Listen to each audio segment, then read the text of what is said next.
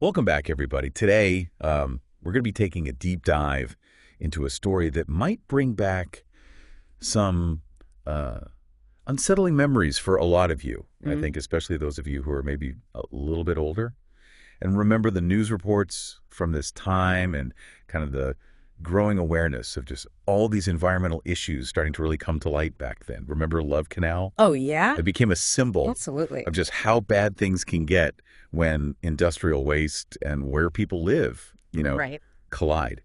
We've got excerpts from the American Scandal podcast, and we're going to be focusing specifically on Love Canal. I So do. we're ready to unpack all this. Yeah, it's interesting you say stir up memories because that's it. The Love Canal disaster was horrifying, but it really was like a wake up call for everybody. It forced us to think about these dangers that are kind of lurking beneath the And surface. we're talking about a neighborhood in Yeah, Niagara Falls, New York, that looked totally normal. right. But families were unknowingly living on top of basically a ticking time bomb of toxic waste. Yeah, it was a nightmare. Yeah. And what makes it even worse is it's not like this was some kind of accident that nobody could see coming. The company that was responsible, Hooker Chemical, they knew they documented the risk, but they just chose to bury the truth along with all their waste. Yeah, so we're talking about tons of chemical waste dumped there years before anybody even thought about building homes there. So Mhm. they knew and they stayed silent. Why? What were the factors at play here that made them so reckless with people's lives? Well, I mean, you got to think there were probably a lot of forces at work here. They were driven by profits, of course, but also back then there weren't really a lot of strong environmental regulations in place. It's a reminder of how bad things can get when corporations make decisions like this, and there's just not enough oversight. Yeah, it wasn't just a local issue. It really shows how the whole system failed to protect the environment back then. But how did this all come to light? Did the residents start to notice that something was wrong? Oh, yeah, absolutely. So imagine you start smelling these weird odors, and kids are getting chemical burns just playing in what they thought was a normal field. And then you start to see these patterns emerging, like all these miscarriages and birth defects and all these serious illnesses becoming more and more common. Wouldn't that set off some alarm bells for you? For sure. It's scary to think that you could be living somewhere that's slowly poisoning you and your family. And when the people in charge are just downplaying all the risks, where do you even turn? Yeah, you really get a sense of betrayal and helplessness from the Love Canal story. Residents started voicing their concerns, but they were just met with denial, and the government's response was so slow and inadequate. They did some relocations, but it was very limited. They only focused on the people who lived closest to the canal, even though there was more and more evidence that the contamination had spread much farther. So it was like the classic story of a community that feels completely unheard and abandoned by the very institutions that are supposed to be protecting them. Yeah. It just creates a breeding ground for distrust and fear. Yeah, and that's when Lois Gubbs enters the picture. She was Yeah. just a housewife, but she became this really powerful activist, and she's a huge part of this story. She was afraid for her children, and she became determined to protect her community, and she stepped up in a way that I don't think anybody could have predicted. Yeah, she wasn't a scientist or a politician or a lawyer or anything. She was just a mom who was really concerned about her kids' health. And she ended up taking on this huge corporation and challenging the government's inaction. It's pretty incredible. Yeah. She's a great example of grassroots activism at its best. She shows that even when things seem impossible, ordinary people can make a change when they're united for a common cause. And she wasn't alone, right? Oh, no, not at all. Other residents joined her and they formed this really powerful group and they demanded accountability and action. They organized all these protests and they contacted media outlets and they shared their stories. They refused to be silenced. So while we have this kind of David versus Goliath story playing out, we also see how powerful community organizing can be. What were some of the tactics that they used to get their message across? They did some really clever things. One thing they did was this chemical parade where they had children marching with signs and they listed all of their health problems. It was a really powerful way to show the human cost of the contamination. They also targeted specific media outlets because they understood how important public perception was in swaying those political decisions. It's interesting to see how they adapted their strategies to deal with all the political complexities and to make sure that their voices were heard. It reminds me of those pictures of women chaining themselves to trees during those early environmental movements. Exactly. It's all about finding those creative ways to cut through all the noise and make sure that the issue can't be ignored. Right. Now, all of this was happening while scientists were starting to uncover some really alarming trends. Yeah, that's right. Studies were showing that there were increased rates of miscarriages, birth defects, and other really serious illnesses, and they were all directly linked to the chemical exposure. But here's the really infuriating part. The officials often responded with skepticism and delay. Almost like they were more worried about protecting their own reputations and budgets than the well-being of the people they were supposed to be serving. Yeah, and that tension between scientific evidence and political decision-making is a crucial part of the Love Canal story. It shows the challenges that communities face when they're trying to seek justice, but the people in power are prioritizing other things over their health and safety. Right. So you have these residents living in this nightmare. Their lives are totally disrupted. Their health is at risk. Their children are in danger. And when they ask for help, they're met with all these bureaucratic roadblocks and conflicting scientific opinions. And they're just forced to wait for a response that feels like it's never going to come. Yeah, it's heartbreaking. And it shows the emotional toll that these environmental disasters can take on people and whole communities. And then Congressman Al Gore decides to hold hearings on the issue, and it brings the Love Canal crisis into the national spotlight. We'll talk more about that and the bombshell revelation that comes out of it in the next part of our deep dive. Absolutely. Yeah, those congressional hearings that Al Gore spearheaded were a huge turning point. Yeah. All of a sudden the whole country was watching Love Canal, and there was so much more pressure on the people in power to actually do something. It's pretty amazing how one congressman's decision to focus on this issue had such a big impact. It really shows you how important it is to make things visible and get the public's attention. Yeah, and during the hearings, there was this moment that really shocked everybody. A former Hooker Chemical employee, he was under oath, and he admitted that the company knew about how dangerous their waste was for decades. Hold on, so they knew all along, and they just decided to bury this information both literally and figuratively. That's crazy. What was their reasoning? Did they not understand how dangerous it was, or were they just trying to protect their profits? Oh, based on what we know, it seems like it was a calculated decision to put their profits ahead of the health and safety of the entire community. I mean, they documented all the risks, but they kept all those documents hidden, and their actions just showed that they didn't care about the consequences at all. It really makes you think about corporate responsibility. It's not just some slogan. It's about making ethical choices that actually protect people and the environment, even when it's hard or expensive to do the right thing. That's right. And Love Canal became a powerful symbol of why we need corporations to be held accountable and why we need stronger environmental regulations. So when this huge revelation came out during the hearings, that must have been a turning point for the residents. Did that finally lead to everyone being evacuated from Love Canal? It definitely gave them more fuel to keep fighting, but the struggle was far from over. The residents, with Lois Gibbs leading the charge, they faced this long and difficult battle to get people to recognize what was happening and to take action. They kept running into bureaucratic roadblocks and conflicting scientific opinions, and the government's response was just so frustratingly slow. It's just so sad to think about all the anguish and uncertainty those families went through. They were living in this horrible situation. Their lives were on hold, their futures were uncertain, and they had to deal with this complex and unyielding system. And it's important to remember that even though Lois Gibbs was the face of the movement, there were tons of other residents who played a huge role in this fight.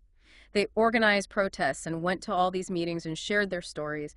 They just refused to be silenced. Right. Can you tell me more about some of these other residents and what they went through?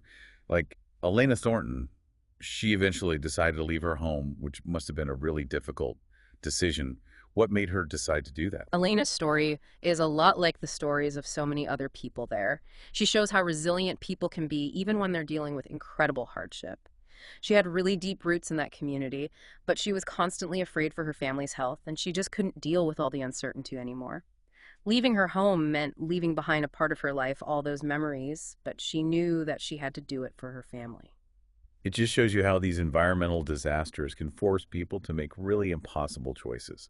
They have to uproot their lives and leave behind their communities, their support systems, and sometimes even their sense of who they are. And then there's Luella Kenny. Her story is especially powerful because she lost her son. How did she cope with that grief while she was also fighting for justice? Luella's story is a true testament to the power of a mother's love and her unwavering determination to find the truth.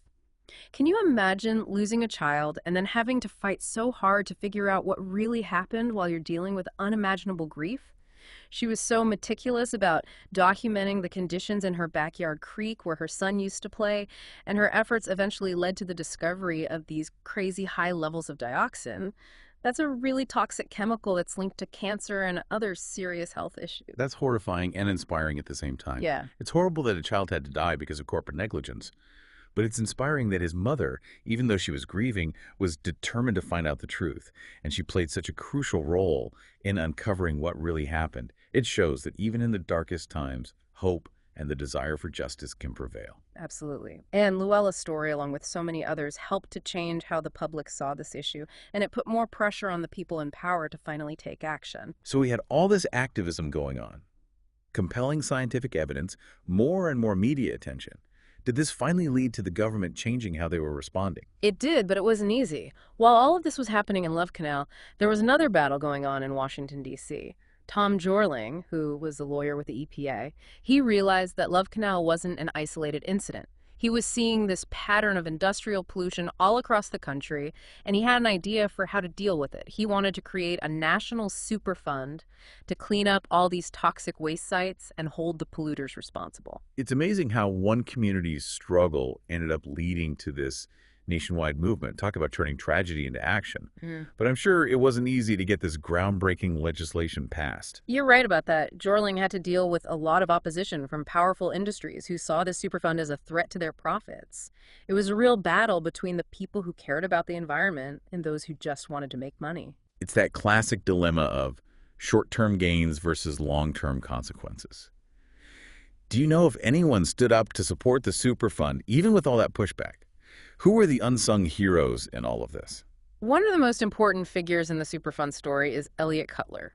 He was an associate director at the Office of Management and Budget, which is the agency that's in charge of the federal budget. His boss, the director of OMB, was totally against the Superfund, but Cutler knew how important it was, and he was willing to risk his own career to fight for it. Wow, talk about standing up for what you believe in. It takes a lot of guts to go up against your superiors like that, especially when you could be risking your future. What did Cutler do that made such a difference? Cutler did something really brave in a meeting with President Carter. He knew that the OMB director was against the Superfund because of how much it would cost. So he presented this really compelling argument where he emphasized not just the moral reasons for doing it, but also the long-term economic benefits of cleaning up these toxic waste sites. He argued that if they didn't do anything, it would end up costing way more in the long run in terms of people's health and damage to the environment than if they just invested in the Superfund now. It's incredible how one person who's speaking from a place of facts and morality can actually change the course of history. Did President Carter agree with Cutler's argument? He did. Cutler's bravery and his logical arguments had a huge impact. President Carter decided to support the Superfund bill even though the OMB director was against it. It was a major win for Jorling, for the people in Love Canal, and for the future of environmental protection in the United States. It just shows you that even in these big government systems, individuals can make a real difference. But back in Love Canal, things still weren't resolved. What happened to the residents while all of this was happening in Washington? So while this major environmental law was being worked out in Washington, the families in Love Canal were still dealing with the consequences of what Hooker Chemical had done. What happened to them? Did the Superfund bill help them right away? Well, unfortunately, no. Even though the Superfund was created, which was a big victory in the long run, it didn't mean that things got fixed immediately for a lot of the residents. It took a long time to figure out how much damage there was, who was responsible, and how to use the money for the cleanup. So many families were just stuck in this awful limbo for years. I bet that was incredibly frustrating for them. They had fought so hard and been through so much, and they still had to wait for the help they desperately needed.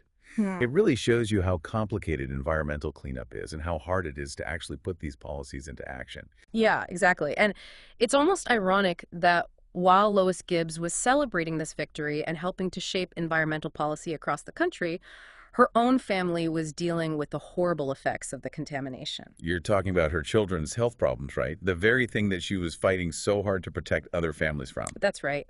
Even though she was such a strong advocate, both of her kids developed serious illnesses that were probably caused by their exposure to the chemicals at Love Canal. It's just heartbreaking that this mother who was fighting to protect all these children ended up seeing her own kids suffer the same fate. It's a sad reminder that the people who fight the hardest for change are often the ones who are most affected by these kinds of injustices. It makes you wonder about the long-term health effects on everyone who lived in Love Canal. Are there studies that are looking at the health of the former residents? There have been a number of long-term studies, and the results are pretty disturbing. They found that the people who were exposed to the chemicals at Love Canal have higher rates of cancer birth defects and other health problems. It really shows you how long-lasting the effects of this disaster are. It's tragic that environmental pollution can have such a lasting impact, affecting not just the people who are directly exposed, but also their children and even their grandchildren. But even though Lois Gibbs went through this personal tragedy, she didn't give up. She kept fighting and became this symbol of resilience and a strong voice in the environmental justice movement. She did, it's amazing. Instead of giving in to despair, she turned her grief and anger into action. She started the Center for Health, Environment, and Justice, which is an organization that's still helping communities all over the country fight for a cleaner and healthier environment. So Love Canal is this symbol of tragedy and environmental negligence, but it also became a catalyst for change. It's a story of hope and the power of people coming together to make a difference. It led to the Superfund being created, sparked the whole environmental justice movement, and inspired so many people to take a stand and fight for a better future. It did. And even though we still have a long way to go, the Love Canal story shows us that we can't just sit back and do nothing when it comes to protecting our environment and the health of our communities. It shows how important it is to hold corporations accountable for their actions, to demand transparency and responsiveness from the government, and to empower citizens to speak up and demand change. It's a powerful reminder that we all have a responsibility to create a world where tragedies like Love Canal never happen again. Thanks for joining us for this deep dive into a story that's still relevant today. It's a story that makes us face some uncomfortable truths, learn from the mistakes of the past, and work together to build a more just and sustainable future for everyone.